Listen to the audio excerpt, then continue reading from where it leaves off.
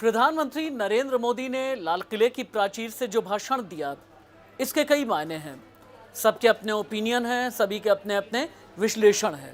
लेकिन मेरा मानना यह है कि प्रधानमंत्री नरेंद्र मोदी ने एक तीर से कम 100 शिकार किए हैं 90 मिनट की अपनी स्पीच में। 24 घंटा गुजर चुका है, बल्कि ज़्यादा का वक्त हो गया है, लेकिन हर कोई अपने अपने लिहाज से एनालाइज कर रहा है। लेकिन 26 दलों के विपक्षी गठबंधन इंडिया के बड़े बड़े नेताओं को लगी है मिर्ची। नमस्ते, मैं राशिद। प्रधानमंत्री नरेंद्र मोदी ने लाल किला पर भाषण दिया, स्वाधीनता दिवस वाला भाषण, 90 मिनट का भाषण। लेकिन ये भाषण कितनों को नागवार गुजरा है, एक एक करके अब आप इस वीडियो में जानें। पहला नाम लालू प्रसाद यादव, आरजेडी के सुप्रीमो, बिहार के पूर्व मुख्यमंत्री, पूर्व केंद्रीय रेल मंत्री लालू प्रसाद यादव। लालू यादव का ये कहना है कि प्रधानमंत्री नरेंद्र मोदी बस आखिरी बार ये स्पीच देते नजर आए। प्रधानमंत्री ने आखिरी बार लाल किले पर ध्वजारोहण किया। अगले साल तो हम लाल किले पर झंडा फहराएंगे। हम यानी 26 विपक्षी दलों का गठबंधन जो इंडिया है, इसका ही नेता प्रधानमंत्री बनेगा, लालू का कहना है, और वही झंडा फहराएगा। अब आ जाते हैं आम आदमी पार्टी पर। आम आदमी पार्टी के नेता और दिल्ली सरकार में मंत्री, आम आदमी पार्टी के प्रवक्ता सौरभ भारद्वाज ने ये कहा कि ऐसा लग रहा था कि प्रधानमंत्री नरेंद्र मोदी फेयरवेल स्पीच दे रहे हैं। तेजस्वी का ये कहना है कि ये प्रधानमंत्री का भाषण नहीं था, बल्कि किसी भारतीय जनता पार्टी के नेता का भाषण नजर आ रहा था। केजरीवाल, उनका ये कहना है मणिपुर पर बात होनी चाहिए थी, लेकिन मणिपुर पर जो संवेदनशीलता होनी चाहिए थी वो संवेदनशीलता नजर नहीं आई।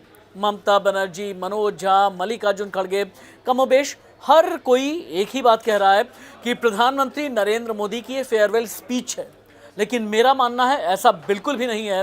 कहते हैं ना कि दीवार पर लिखी इबारत को अगर आप नहीं समझते तो फिर आपसे ज़्यादा अनजान, आपसे ज़्यादा अज्ञान और कोई नहीं होता।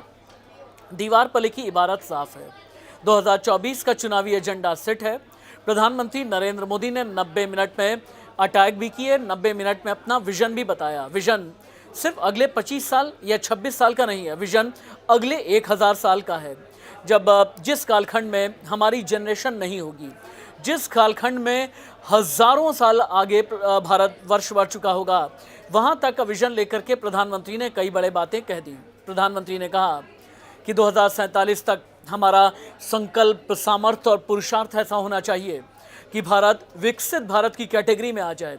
हालांकि विरोधियों का ये कहना है, प्रधानमंत्री ने कह तो दिया कि विकसित भारत की कैटेगरी में आए, लेकिन प्रधानमंत्री बेरोजगारी को लेकर, गरीबी को लेकर, मणिपुर जैसी हिंसा को लेकर, देश के सांप्रदायिक सौहार्द यानी सोशल फैब्रिक को लेकर के क्या होना चाहिए, ये पीएम ने क्लियर नहीं किया। यानी प्रधानमंत्री के भाषण में क्लैरिटी नहीं है। हालांकि प्रधानमंत्री ने ऐसा लग रहा था कि राजनीति का कोई महामानव ये कह रहा है कि 9 साल आपने मौका दिया, 10 साल मौका दिया, 5 साल और मौका दें।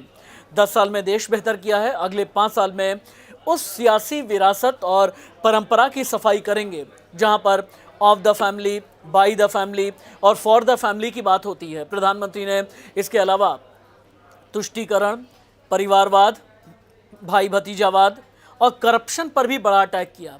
प्रधानमंत्री ने बड़े अटैक करते हुए ये कहा कि देश की बुनियाद को खोखली करने वाली ये 3 कमियां हैं, इनका दूर होना बेहद ज़रूरी है। अब विपक्ष का ये कहना है कि आप जब परिवारवाद की बात करते हैं तो एक उंगली सामने उठाएं, बाकी 3 उंगली आपकी तरफ इशारा करती है। ये कहना है एनसीपी के सांसद और शरद पवार की बेटी सुप्रिया सुले का।